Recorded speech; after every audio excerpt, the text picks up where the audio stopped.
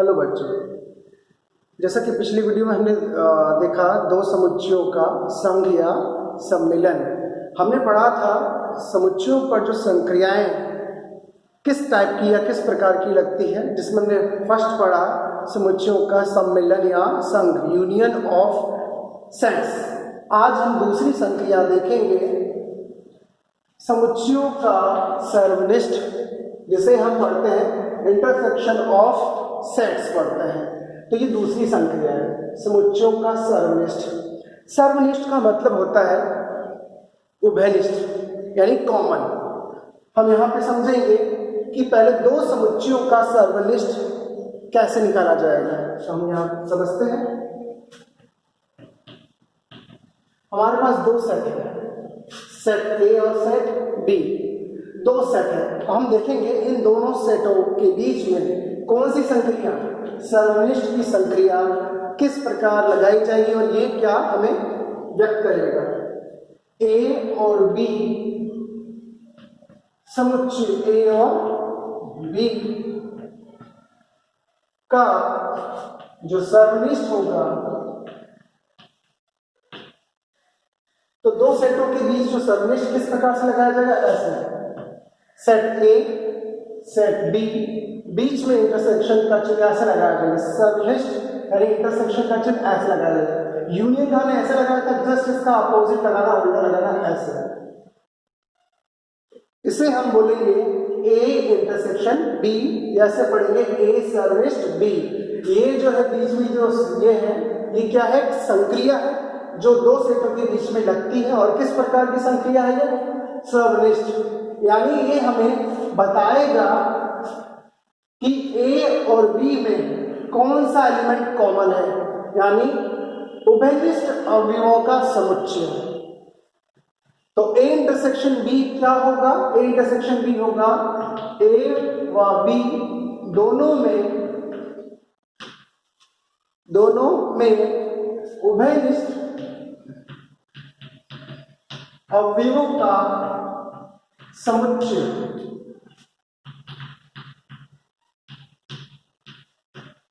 तो यहां जो दूसरी संक्रिया है दो सेटों के बीच में, ए इंटरसेक्शन बी, ये हमें क्या बताएगा, ए इंटरसेक्शन बी ये एक सेट है।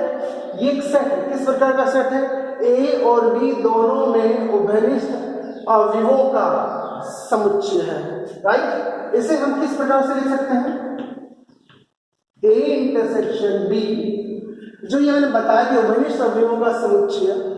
अब मैं ए इंटरसेक्शन बी जो एक प्रकार का सेट है, इस सेट को मैं लिखूंगा समुच्चय निर्माण रूप या नियम रूप में।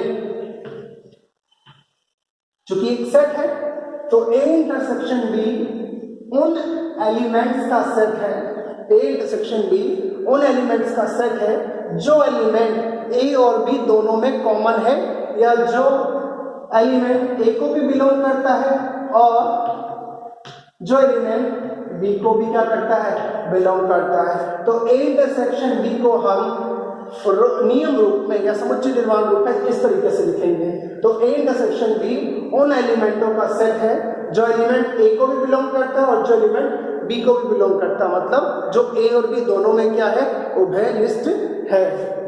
इस पर हम एक एग्जांपल देख लेते हैं। एक सेट मैंने ए लिया जिसके एलिमेंट है ए बी सी, तीन एलिमेंट है सेट ए में। सेट बी में मैं एक एलिमेंट दिखा देता हूं। सेट बी में चार एलिमेंट है, बी सी डी और ई। अगर अब मुझसे पूछा जाए कि इन दोनों समुच्चयों का या इन दोनों सेट्स का हमें क्या ज्ञात करना है, सर्वनिष्ठ ज्ञात करो, मतलब इंटरसेक्शन फाइंड आउट करो। इन दोनों सेट्स का क्या ज्ञात करो, इंटरसेक्शन या सर्वनिष्ठ ज्ञात करें। तो अब हमें क्या ज्ञात करके बताना है, ए इंटरसेक्शन बी, राइट।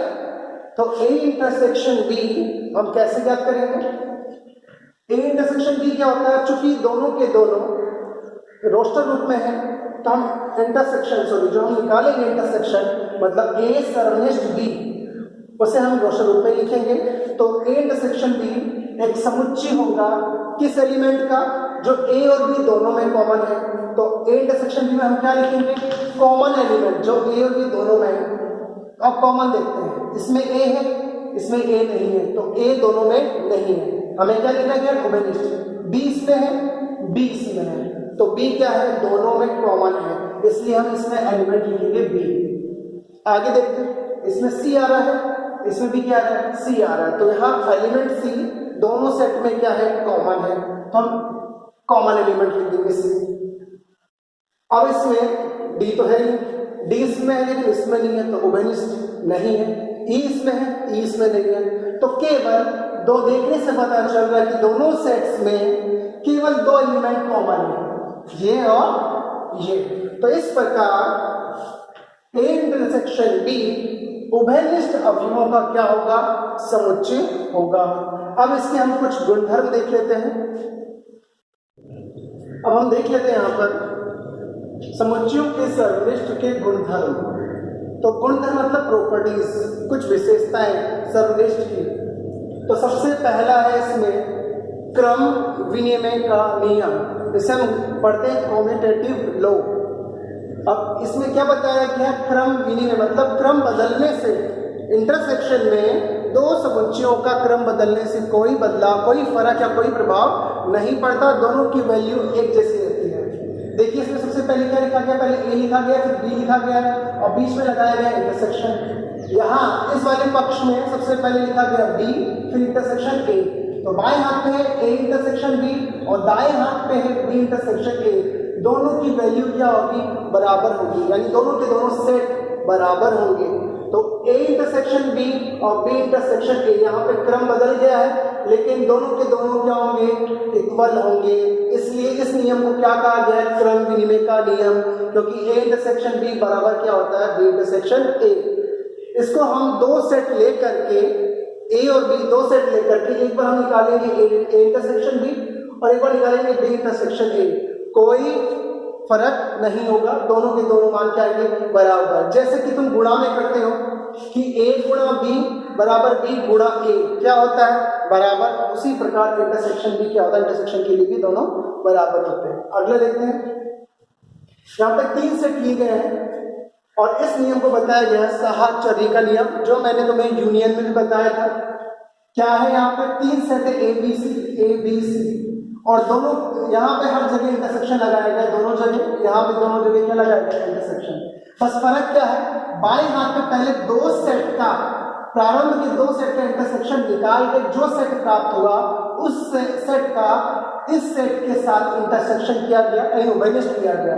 और जबकि दाएं हाथ में क्या किया जा रहा है, यहाँ प्रारंभ के इंटरसेक्शन लेके फिर इंटरसेक्शन लिया गया था, यहाँ पहले अंतिम के दो का इंटरसेक्शन से जो सेट बना उस सेट का किसके साथ इंटरसेक्शन हो रहा है, पहले वाले सेट के साथ इंटरसेक्शन हो रहा है। हम 3 सेट ए बी सी को रोस्टर रूप में ले करके हम दोनों पक्षों को बराबर प्रूफ कर सकते हैं और इस नियम को पढ़ेंगे हम, साहचर्य का नियम।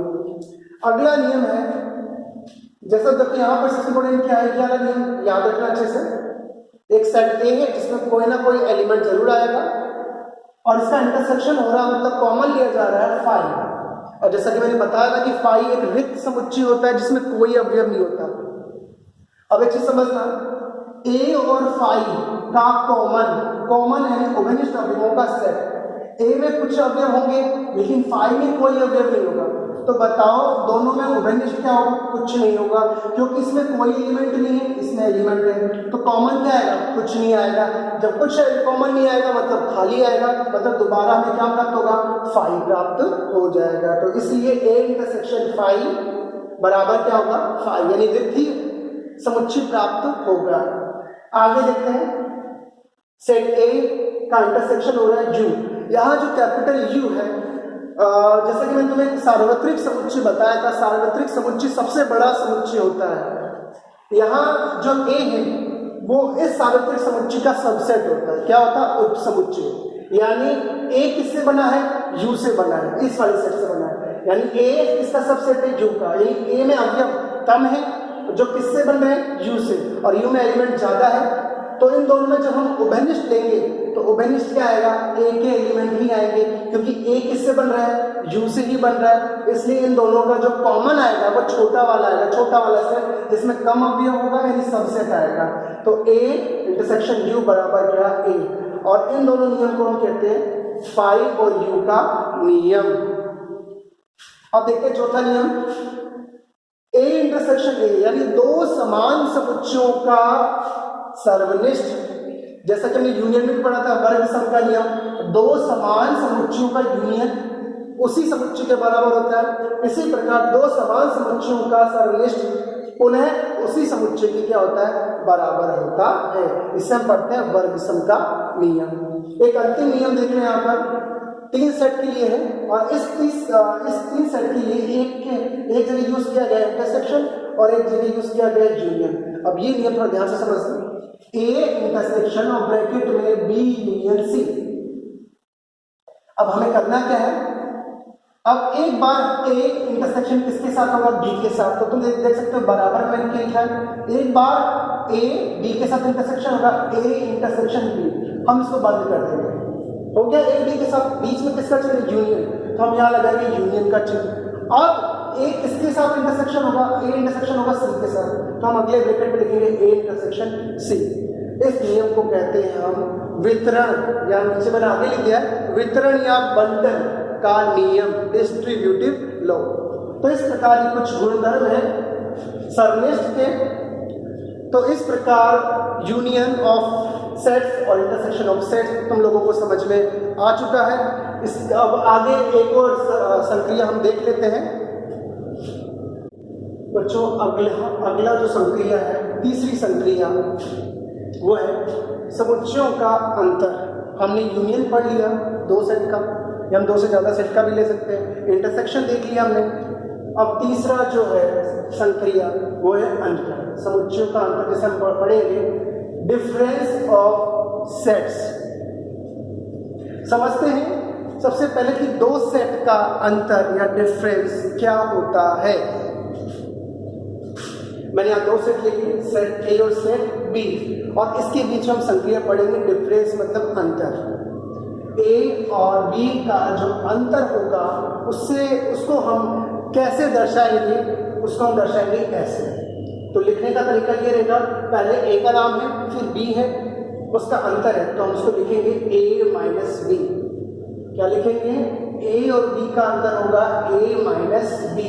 बी पहले बात लिखना, ए है तो पहले ए लिखोगे, ए माइनस बी। और इसका मतलब ए माइनस बी अपने आप में एक सेट है, क्योंकि ए भी सेट है बी भी सेट है, उनके बीच एक संक्रिया लगी अंतर, और जो हमें रिजल्ट प्राप्त होगा ये अपने आप में एक सेट होगा। तो ये किस प्रकार का सेट है देखते हैं।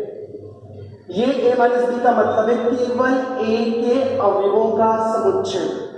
इस लाइन का मतलब ध्यान से पढ़ो, केवल ए के एलिमेंट्स का सेट, मतलब हमें बी के एलिमेंट नहीं लेने, केवल किसके एलिमेंट लेने हैं, ए के। तो ए माइनस बी का मतलब होता है केवल किसके एलिमेंट लेने हैं, ए के एलिमेंटों का सेट लेना, एलिमेंट्स का सेट लेना है। या उसको मैं दूसरे तरीके से क्या लिख सकता हूं, ए माइनस बी का मतलब हुआ ए के अवयव लेकिन बी के नहीं। तो मतलब इसका मतलब दूसरा लैंग्वेज हम लिख सकते हैं ए के अवयव लेकिन बी के नहीं। और इसको हम नियम रूप में या समुच्चय निर्माण रूप में इस प्रकार से लिख सकते हैं, ए माइनस बी उस एलिमेंट्सों का, उन एलिमेंट्स का सेट है, उन एलिमेंट्स का जो एलिमेंट ए को तो बिलोंग करते हैं लेकिन या और वो एलिमेंट बी को बिलोंग नहीं करते। मतलब ए को बिलोंग करने चाहिए लेकिन बी को बिलोंग नहीं करने चाहिए। इसको समझने के लिए हम यहाँ पे एक एग्जांपल ले लेते हैं।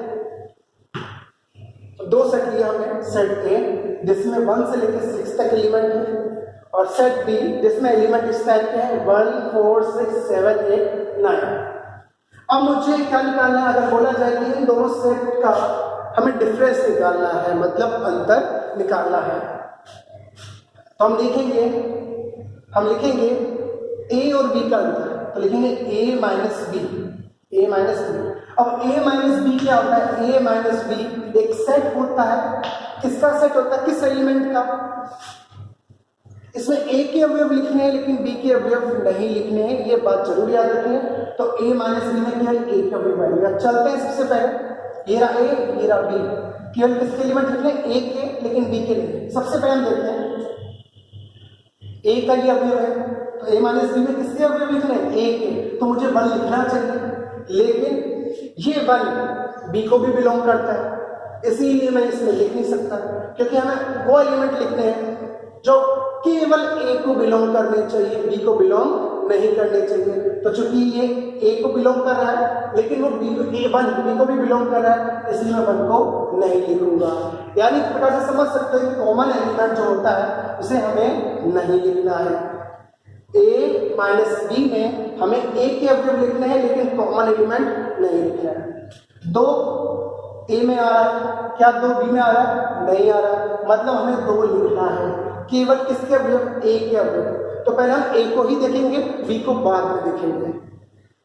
तो हमने 2 लिखा, जो ए को तो बिलोंग करता है लेकिन बी को बिलोंग नहीं करता है। अब देखते हैं 3 ए को बिलोंग करता है, क्या 3 बी को बिलोंग करता है, नहीं, तो 3 बी में बिलोंग नहीं है, केवल 3 किसको बिलोंग करता है, ए को बिलोंग करता है। तो मैं यहाँ पे 3 लिखूंगा, केवल ए के अवयव। अब देखते हैं 4 ए को बिलोंग करता है लेकिन 4 बी को भी बिलोंग करता है, तो हमें ये कॉमन एलिमेंट नहीं लिखने हैं। समझ में आ गया, मतलब समझाने के लिए मैं ये काट रहा हूं, काटने की जरूरत नहीं है। अब देखते हैं ए का एलिमेंट 5 ए को बिलोंग करता है, क्या 5 बी को भी बिलोंग करता है, नहीं, 5 इसमें नहीं है, तो हम इसमें 5 लिखेंगे, यानी ए के अवयव लिखेंगे 2, 3 और 5, जो बी को बिलोंग नहीं करते। अंतिम देख लेते हैं 6 ए को बिलोंग करता है लेकिन 6 बी को भी बिलोंग करता है, तो चूंकि कॉमन हो गया इसलिए इसको भी हम नहीं लिखेंगे। तो हमारे पास a माइनस बी का मतलब ये आ गया, a माइनस बी केवल a के अवयव या a के अवयव लेकिन b के नहीं। तो इस प्रकार से तीसरी संक्रिया हो गई समुच्चयों का अंतर। अगले वीडियो में हम देखेंगे अंतर, 2 समुच्चयों के अंतर या अंतर के गुणधर्म, और हम देखेंगे अभी तक हमें कितनी संक्रिया पढ़ चुके हैं, 3 संक्रिया पढ़ चुके हैं, यूनियन, इंटरसेक्शन और डिफरेंस। हम इन तीनों संक्रियाओं के लिए वेन आरेख देखेंगे अगले वीडियो में। आज के लिए बस इतना ही।